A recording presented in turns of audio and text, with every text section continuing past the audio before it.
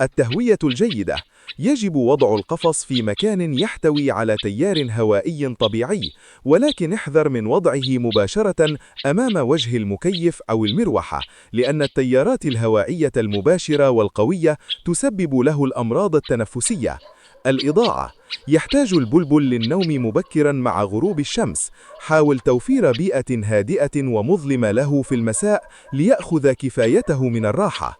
رابعا، علامات الخطر في الصيف: إذا لاحظت هذه العلامات فهذا يعني أن البلبل يعاني من الحر الشديد.